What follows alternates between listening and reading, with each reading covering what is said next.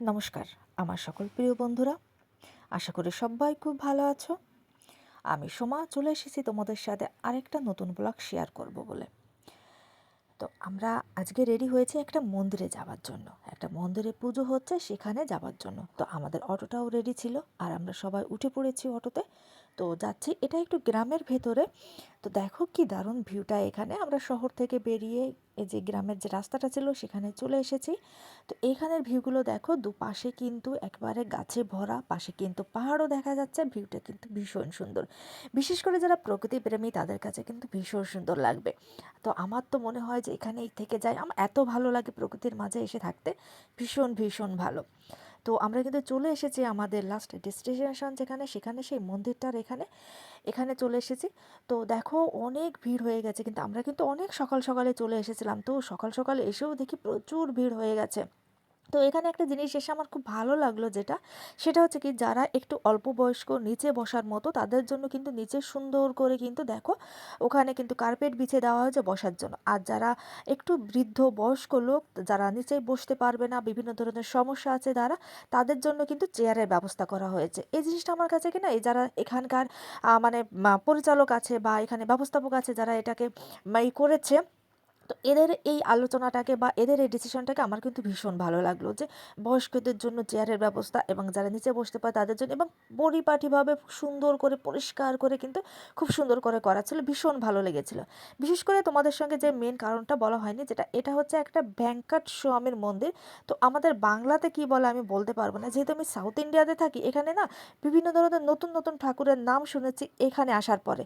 আর যেহেতু আমি আজ প্রায় অনেক দীর্ঘ দীর্ঘ 15 বছর ধরে আমি সাউথ ইন্ডিয়াতে আছি, তো সাউথ ইন্ডিয়ার কালচারের সাথে না অনেকটা এখন মানে জুড়ে গেছি আমি, অনেকটা বাঙালি কালচারটাকে না, বাঙালি সংস্কারটাকে অনেকটা দূরে সরে গেছে, দূরে বলবো না, মানে একটু হলে, যেহেতু আমি এখানেই থাকি, বছর 2 বছরে একবার হয়তো বা আমার বাড়িতে যাওয়া হয়। এই 2 বছর হলো বাড়িতে যাওয়া হয় না, তো এখানের সঙ্গে অনেকটা যুক্ত হয়ে গেছে। তো এই যে ভেঙ্কট স্বামীর কল্যাণম, মানে এদের আজকে যে বিবাহ বার্ষিকীটা থাকে মানে ভগবানের, সেইটাকে এখানে পালন করা হচ্ছে।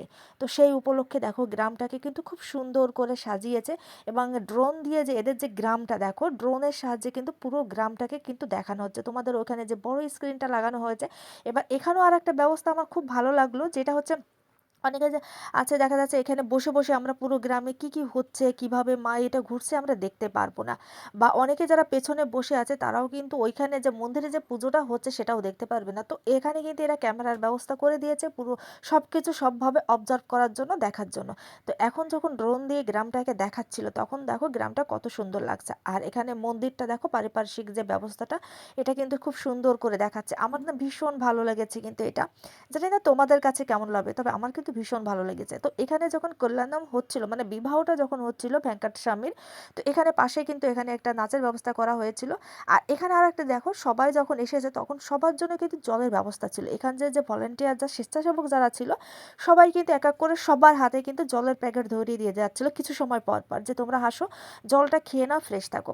আর এদিকে যখন ওখানে একটু নাচের অনুষ্ঠান করা হচ্ছিল, সেটাও আমি তোমাদের সঙ্গে মানে ড্রোনে যখন দিয়েছিল তখন স্ক্রিনে দেখিয়েছিলাম। আর যেখানে অনুষ্ঠান হচ্ছিল তখন এখানে বিবাহের, যে আমাদের হিন্দু মতে যে বিবাহের সময় যে অগ্নিযজ্ঞ করা হয়, সেই অগ্নিযজ্ঞটা কিন্তু হচ্ছে। আর এখানে প্রতি বছরে কিন্তু এই গ্রামের যে বৃদ্ধ মানুষগুলো আছে, মানে বয়স্ক যে জোড়াগুলো আছে, স্বামী স্ত্রী এক একজন করে বসে এই অনুষ্ঠানটাকে কিন্তু এই পূর্ণ কাজে কিন্তু অংশগ্রহণ করে।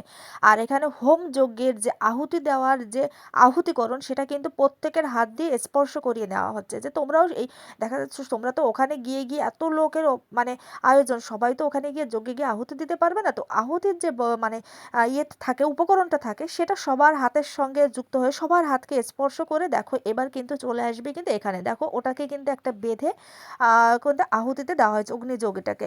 কারণ আমাদের হিন্দু মতে কিন্তু অগ্নিযজ্ঞটা বিবাহের কিন্তু মানে একটা সংস্কার হচ্ছে। তো অগ্নিযজ্ঞটা এখানে হচ্ছে কিন্তু। আর এখানে দেখো যারা যারা এখানে বসেছিল, দেখো ড্রোন দিয়ে কিন্তু সবাইকে কিন্তু এখানে দেখো ক্যামেরা বন্দি করা হচ্ছে, সবাইকে দেখানো হচ্ছে।